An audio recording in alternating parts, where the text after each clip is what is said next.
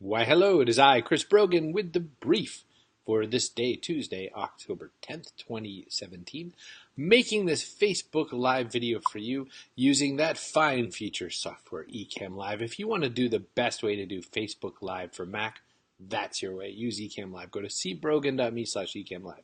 This show is based on basically all the stories and ideas that I find from looking around the web, things I think might be interesting to you or that you might not know about yet that you might find interesting. If you want to read along and be part of this, hi, William and Lynette. If you want to read along and be part of this, you can skip to the good stuff by going to chrisbrogan.com/cbm and you will see the most recent episode of the story.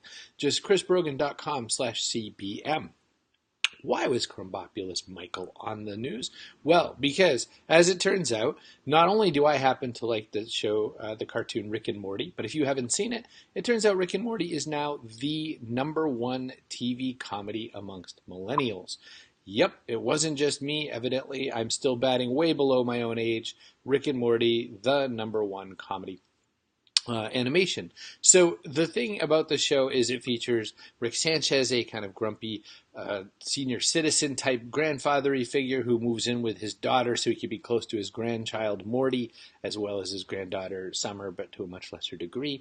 Rick and his son-in-law Jerry get in lots of arguments, and all kinds of crazy galactic adventures ensue. Well, in season 3, yeah, that's totally true. Lynette acting our age is utterly overrated.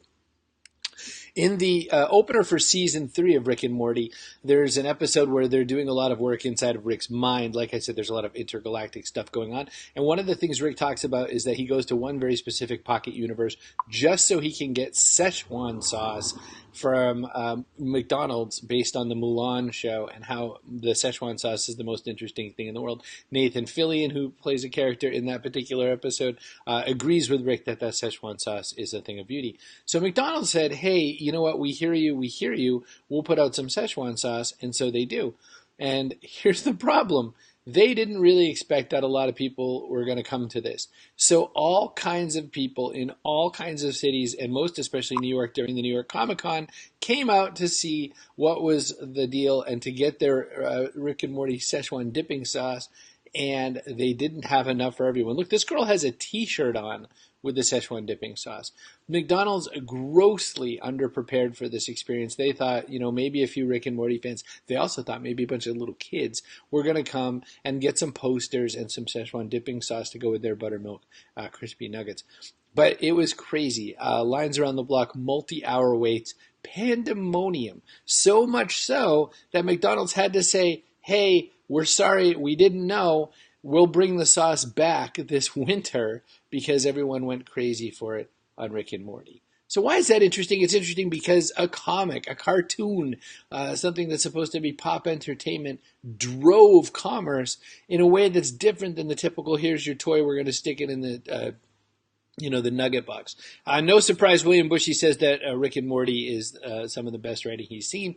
This show does definitely pander to we, the geeks and nerds, so that is it. Moving on from the lands of Rick and Morty, that would not be an interesting news brief if all I did was talk about one comic or cartoon. So you've seen things like Quora, you've seen things like Yahoo Answers and all that. Answer Engine just started using, the Answer Engine just started using bots to push questions around. So now what they're doing is kind of interesting. This is where it gets interesting, the whole concept of using chatbots to direct questions and answers to things. So for instance, you can say, hey, I need to help you. My dog is having digestive troubles. Do you need to talk to a veterinarian? Yes. Okay, ask the veterinarian as the veterinarian's assistant. So suddenly this AI is now a VA. I have a few questions. I'm sorry to hear that. What's your dog's name and age? So there we go. Penny, 2 years. I like this in this example. It shows that the bot parsed out the idea that Penny was the name in 2 years or whatever.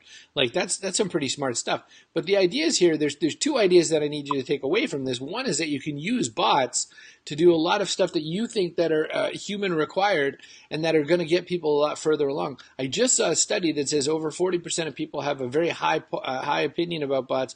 A lot less people have sort of a medium opinion about bots. Very few people hate them, and most people say they just haven't been exposed to them enough to have an opinion either way, which was some interesting stats. So if you're not already looking into that, you're going to have a scenario. Lynette points out, to be fair, Rick and Morty didn't set this up with McDonald's ahead of time. They were just reaching out. Yeah, absolutely. I mean, if I have been saying nothing but nice things about McDonald's in this because I think it's cool that it happened. But I would also say that it's fun to watch a big entity kind of under presume or under notice what's going to go on. But you're right. I mean, it was just a whim, and it was thrilling that McDonald's just decided to do this anyway. Um, Robert's right that Rick and Morty panders to all who appreciate wit, intelligence, smart writing, and strong characters. We had a real live B2B conference, Rick and Morty conversation and intervention the other day, Bob and myself and some others. Speaking of things bots can and can't do, now you can ask She Who Shall Not Be Named your NBA stats. Yep, it turns out that through a deal with the big Amazon, they're launching all kinds of skills for the season. So you can ask questions like, ask the Warriors who is winning tonight, etc., etc., etc. So yes, you can ask all kinds of questions to your little friend who shall not be named, all kinds of questions about what's going on in the game, which I find is kind of cool and very forward focused and very exciting, which is a great contrast to what's going on in the lands of the National Football League, where owners and management are saying, hey, could you please stop these national anthem protests? It's kind of screwing up our business. And so I think that's funny. I love that the tone deaf, mostly white people, ownership and management of the National Football League has said, hey, your protests are getting in the way of us doing our business and trying to run the game, which is the very nature of what a protest is. Now, what's the end goal? What's the intention? What are we hoping to get done with all these protests? I mean, right now, the idea is to bring awareness. I don't know if it's actually bringing a lot of awareness, but there's a crap ton more news about the protests, and every single day, this is bringing out more interesting information and or kind of surfacing some opinions we didn't know were out there in the world. Mike Ditka today, it's pretty hard to mispronounce the name Dick. Mike Ditka today said that he thought these protests needed to end and that blacks have been treated perfectly fine for over 100 years and just get back to playing the game or leave the country. Someone in desperate need of a time travel machine, evidently. Hey, let's use our time travel machine to go forward into the future for a minute. Let's pop out of that conversation and into what could we redo with Puerto Rico. This is a should kind of an article. This is an idea kind of an article. What if we used Puerto Rico for an area for research and development for energy? So, for instance, what if we made Puerto Rico the first 100% electric car market? What if we made this an island for green energy? As you may or may not know, Elon Musk brought a whole bunch of his battery projects down there. There's a lot more stuff going on down there. What if it was the first near zero emissions business? So it's an interesting concept and something worth thinking about. What if we turned Puerto Rico into a lab environment in some ways? I mean, the place is somewhat devastated. It has more than 10 years of neglect before Hurricane Maria. So there's a lot of rebuilding and a lot of work to be done that was exposed by this hurricane. So it's kind of fun to think about the future and to think about what's going on in that space and think about what, in these moments of devastation, what might be an interesting and positive way forward. I will tell you what does no longer have a way forward. Oh, Windows Mobile. Turns out Windows Mobile is no longer a focus, which is Microsoft talk for. There's no future in this. We're killing the OS. You can let it run on your phone if you're crazy. Have a nice day. They tried. Steve Ballmer was right so many years ago. Developers. Didn't happen, and so they're shuttering. Now, the plus in this, if there is one, is that Satya Nadella continues to show that the company's goal is to really help people make much better, efficient, effective business in their business situations, and not so much, we need you to use this OS, and it's like one ring to rule them all. Very definitely a big change for Microsoft and a positive change indeed. Hey, Hulu is making some changes, and one is they just ordered up 4 different eSports shows.